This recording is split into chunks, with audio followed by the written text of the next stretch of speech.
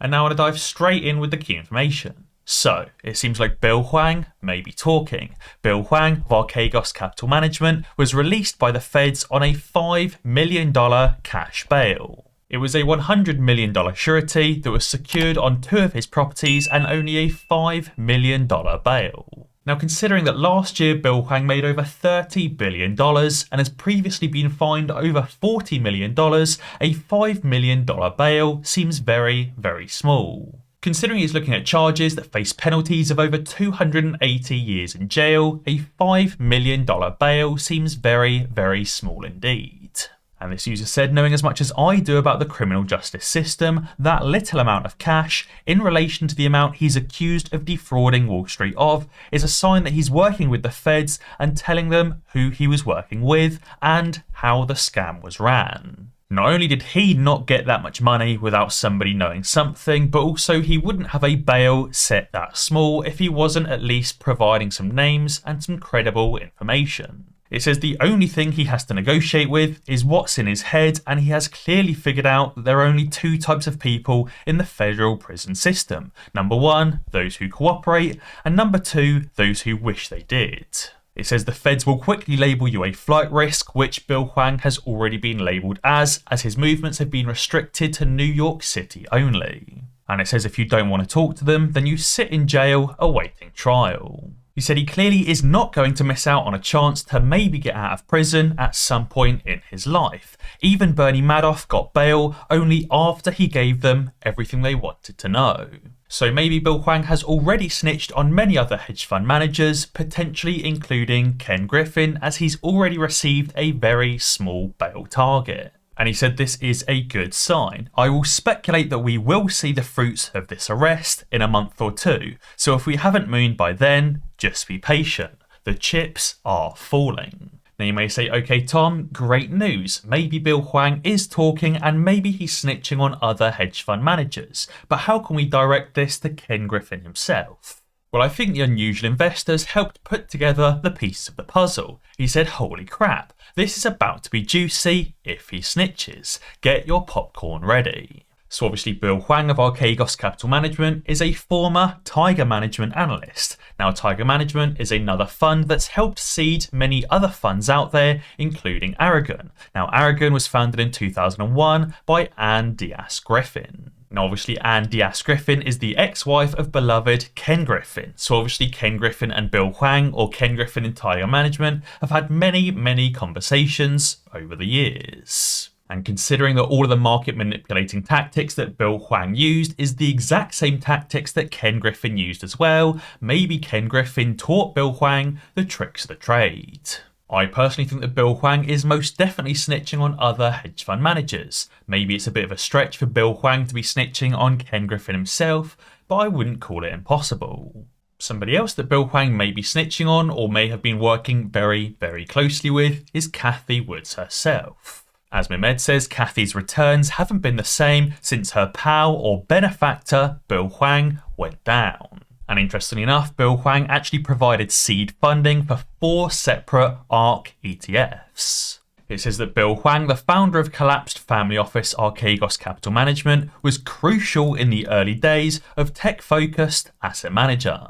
It said in a television interview on Friday, Wood also said that she swapped ideas with Hwang about US stocks and in particular the media sector back in 2013 when Archegos was still mainly focused on investing in Asia. Therefore, I don't think it's impossible that Cathy Woods was also receiving tips from Bill Hwang. That's how she managed to generate such significant returns. And obviously now that Bill Hwang isn't providing those same tips, she can't generate the returns that she once did. Most of Cathy's funds are already down over 40% for the year to date, and some are down between 60 to 80% from their all-time highs. It seems that ever since Bill Hwang went under, Cathy Woods is now running a bunch of failing ETFs. And Mark Kodes believes that Bill Hwang will take down a number of other hedge fund managers as Bill goes down as well. Guys, Moomoo have just increased their offering of free stocks up to 6 free stocks valued up to $3,500 each, which is a total of up to $21,000 in free stocks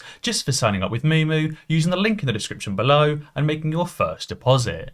Moomoo and Futu also recently announced that Futu does not accept payment for order flow, and therefore you don't have to worry about your trades going through sketchy dark pools or being given to Citadel. Moomoo also recently won the award for being the best trading platform at the FinTech Breakthrough Awards. Moomoo is very easy to use, it's incredibly customizable, and it will help you to trade like a pro.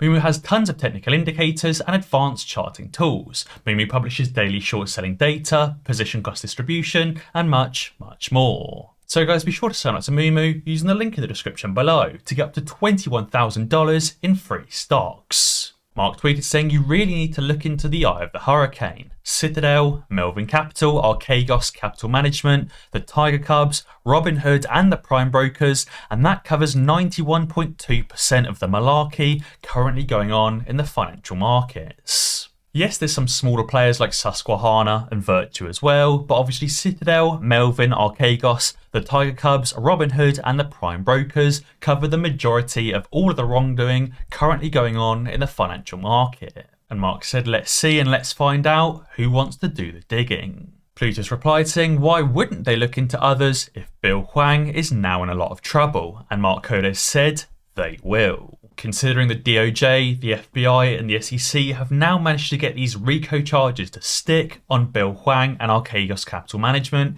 it won't be difficult to rope in other potential wrongdoers like Citadel and many other hedge fund managers. We know that RICO or RICO charges are the racketeer-influenced and corrupt organisation's Rico Act. It's a US federal law that provides for extended criminal penalties and a civil cause of action for acts performed as part of an ongoing criminal organisation. Now obviously the Rico Act was implemented in the first place to take down entire mafia organisations, not just one individual player, but the entire organisation. Obviously the hardest part is to get the charges to stick in the first place, but now the SEC, the DOJ and the FBI have managed to get these charges to stick, it's not difficult to bring in all of the other individuals.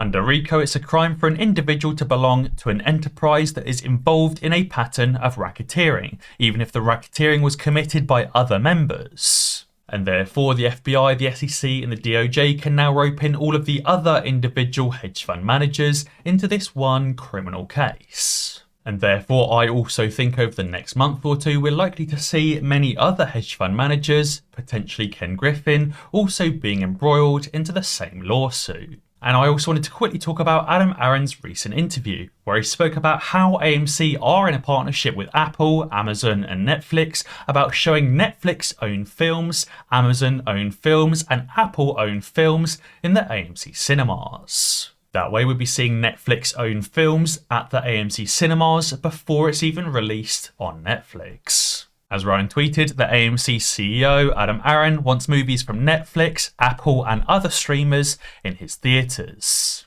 CEO Adam Aron is forecasting an environment in the future where the leading streaming services will commit to running their future films in theatres for more than a token release. Adam said, we are in a partnership with the studios and we will continue to have an ongoing dialogue with every important maker of content, trying to encourage them to show movies in our theatres and when they do, to deliver them great results. AMC would love to show Apple movies and Amazon movies and Netflix movies in our theatres, and we've been in discussions on one level or another with each of these companies for quite some time. He said, I can actually foresee a day when streamers decide they would be better off showing their movies in theatres first. It would give those movies more stature, he said.